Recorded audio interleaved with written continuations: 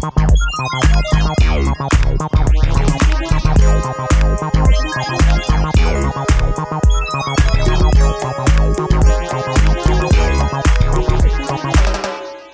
deepfakes, ça va bien au-delà des rumeurs, des manipulations qui sont maintenant, qui se jouent sur les vidéos et même le son, les coups de téléphone, la fraude au président.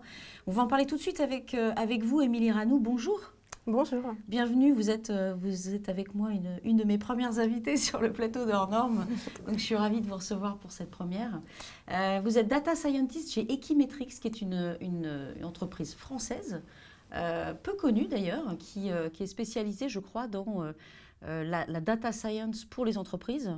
Ouais. Émilie, on vous a invité sur le plateau d'Hors Normes parce que vous êtes à l'origine d'un rapport qui a été fait avec le think tank Praxis, si je ne me trompe pas. Oui, c'est ça. Voilà, fondé par Henri de Castries, avec justement un coup de projecteur, un peu un warning d'ailleurs sur les deepfakes, comment lutter contre les deepfakes. C'est un rapport que vous lancez là, dans ces derniers jours, qui fait l'actu d'ailleurs. Ce rapport, il dénonce quoi? Il dénonce un danger sérieux pour les décideurs, pour les leaders sur des manipulations qui vont très très loin en termes de sophistication. Oui, ben alors en fait, les deepfakes, donc déjà, qu'est-ce que c'est qu'un deepfake? Un deepfake, c'est un faux contenu qui a été généré par un algorithme de deep learning. Donc les algorithmes de deep learning, ce sont des algorithmes d'intelligence artificielle qui utilisent ce qu'on appelle les deep neural networks, donc les réseaux de neurones profonds, donc profond pour deep, donc qui s'inspirent du fonctionnement du cerveau.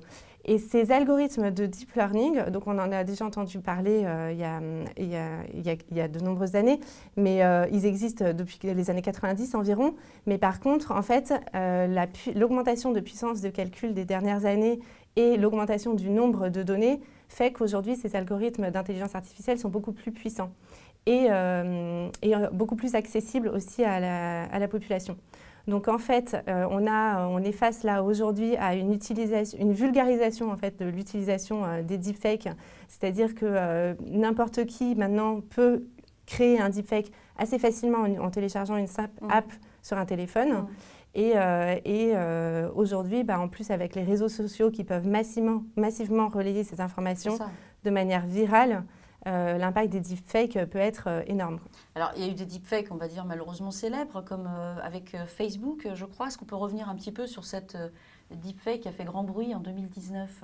Alors, en fait, les deepfakes les plus sophistiqués, ils sont créés par des algorithmes qui s'appellent les GAN, qui existent seulement depuis 2014. Donc les ça, GAN, c'est GAN, Generative Adversarial Networks. Donc ça, c'est des algorithmes qui existent depuis 2014, donc de manière très récente. Mais en fait, très rapidement, ils ont commencé à être utilisés donc, pour générer ces deepfakes. Donc, que ce soit pour générer des images avec, par exemple, quand vous prenez une photo, vous pouvez la transformer en style, avec un tableau style Van Gogh. Et bien ça utilise ce genre d'algorithme. C'est aussi utilisé pour créer des fausses vidéos, des faux enregistrements audio, etc. Et donc, niveau fausses vidéos, il y avait eu un scandale en 2019 avec Nancy Pelosi qui avait eu une vidéo ralentie. Présidente de la Chambre des représentants aux États-Unis. Exactement, c'est ça. Et donc, sa vidéo avait été ralentie. Donc, ce n'était pas vraiment un deepfake parce que ce n'était pas une technologie très sophistiquée.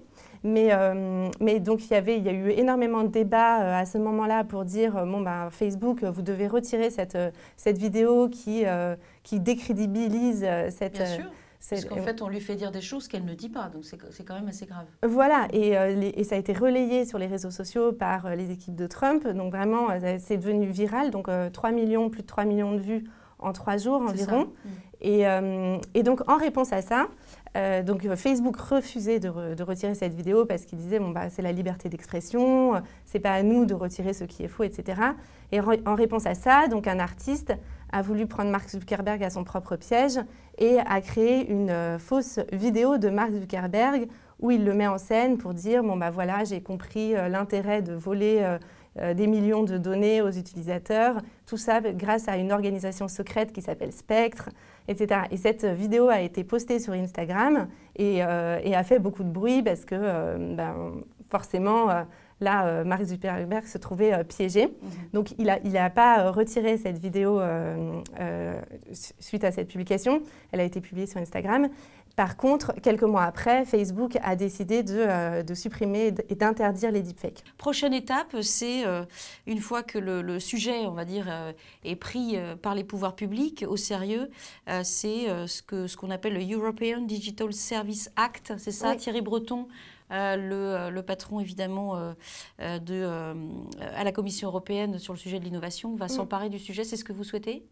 Alors nous, donc on attend beaucoup de ce Digital Service Act, effectivement, qui va être présenté le 2 décembre normalement. Donc notre souhait, c'est vraiment qu'il y ait un encadrement sur ce sujet deepfake. C'est malheureusement un sujet qui est très technique et qui n'est pas toujours bien appréhendé, donc d'un point de vue régulation, gouvernance. Donc notre souhait, c'est vraiment de pouvoir de voir des actions concrètes implémentées sur ce sujet-là. Et donc, nous allons évidemment partager notre rapport à Thierry Breton pour en discuter avec lui et voir comment influencer ça. C'est créateur d'emplois, les deepfakes, à terme? Ça peut créer des jobs? Alors, les deepfakes, ça c'est intéressant de poser cette question-là parce qu'effectivement, il n'y a pas des applications uniquement négatives pour la société. Évidemment. Les deepfakes peuvent être utilisés pour, par exemple, créer une symphonie, un tableau. On a eu l'exemple de la symphonie achevée par Huawei, voilà, la symphonie de Schubert, générée grâce à un algorithme. On a aussi eu un tableau vendu aux enchères chez Christie's qui a été fait par un collectif français, Obvious, qui a été généré par un algorithme. Bon, c'est des exemples un petit peu ludiques, mais tout ce qui est algorithme de génération de contenu peut s'avérer très utile pour, par exemple, prédire l'impact d'une épidémie ou d'un risque de estimer un risque de cybersécurité. Des applications tout à fait positives en fait liées au sujet et peut-être donc porteurs d'emploi. Merci beaucoup Émilie Ranoux, Data Scientist chez Equimetrix. Merci d'être venue sur le plateau d'Hors Normes. Vous revenez évidemment quand vous voulez. Merci. Merci.